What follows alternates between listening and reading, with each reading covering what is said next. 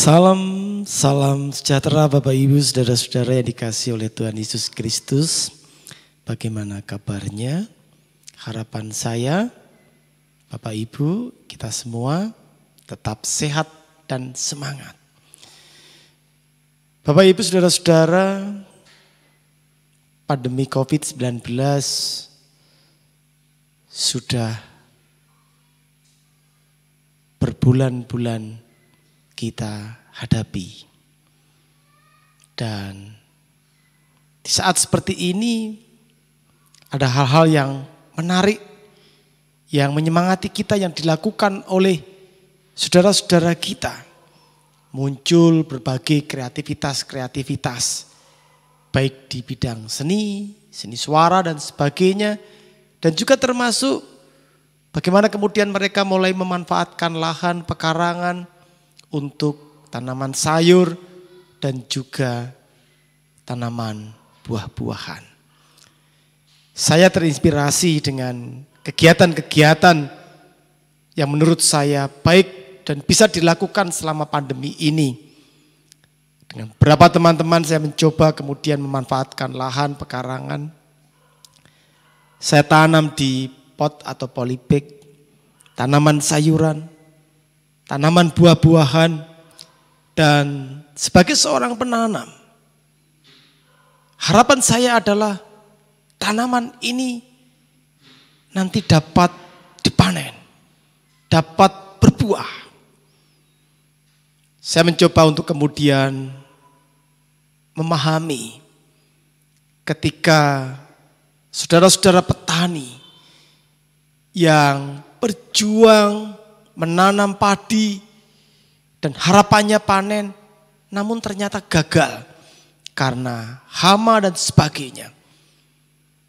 Rasanya pasti tidak menyenangkan.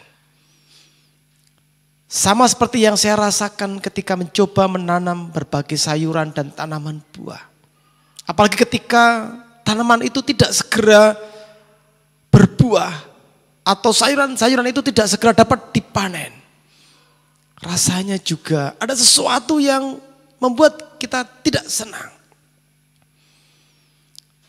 Begitu muncul buah yang kita harapkan, rasanya senang sekali.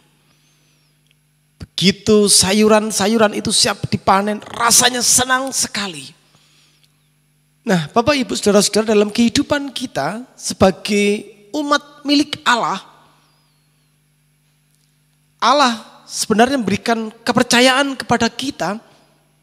Allah memberikan kuasa kepada kita. Kepercayaan kuasa ini adalah untuk dapat kita menghasilkan buah cinta kasih. Bukan buah perselisihan, bukan pertikaian. Apalagi kemudian kita sebagai umat Allah malah suka melemahkan orang, suka menyingkirkan orang, dan bahkan menganggap orang lain tidak ada apa-apanya. Matius 21 ayat 43 kiranya menjadi pengingat bagi kita semua. Akan saya bacakan.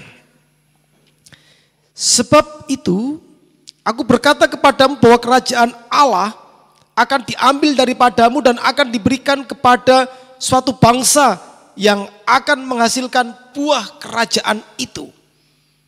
Tuhan Yesus bersabda di sini. Bagi umat yang menerima kerajaan dan tidak mampu untuk hidup di dalamnya, akan diambil lagi, diberikan kepada orang lain.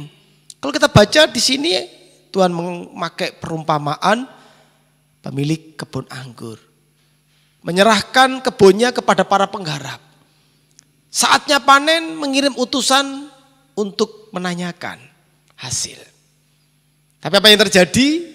Utusan-utusan ini malah ditolak oleh mereka.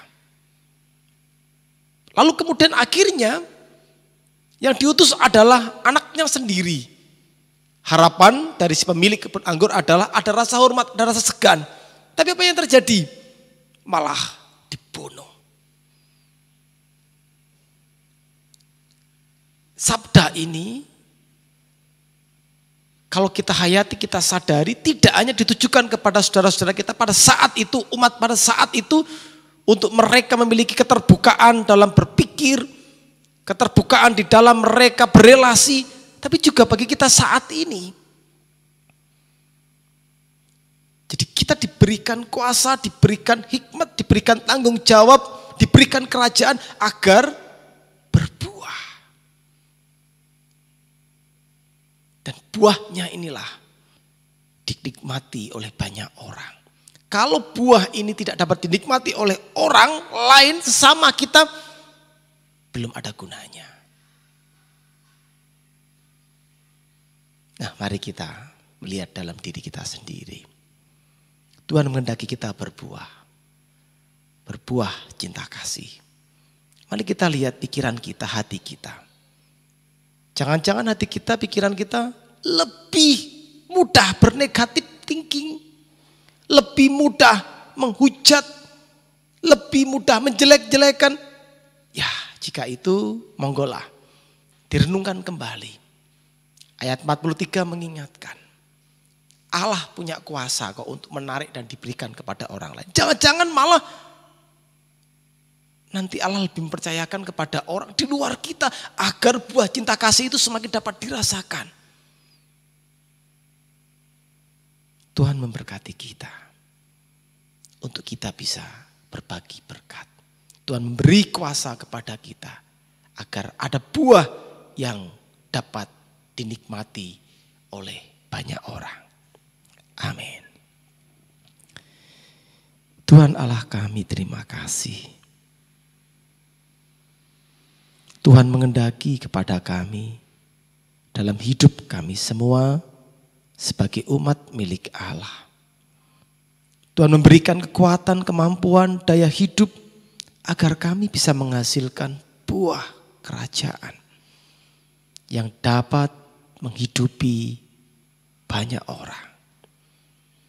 Ampuni kami, karena kami lebih sering mementingkan diri kami sendiri, egois dan bahkan menganggap diri kami lebih dibanding yang lainnya, yang akhirnya malah kami sebenarnya tidak berbuah, belum berbuah. Tuhan mampukan kami berpikir dan punya hati yang baik, hati pikiran yang dapat kami pergunakan untuk mendukung kehidupan ini dapat dirasakan dalam damai dan sejahtera. Terima kasih ya Tuhan Allah kami. Di dalam Tuhan Yesus kami berdoa dan kami bersyukur. Amin.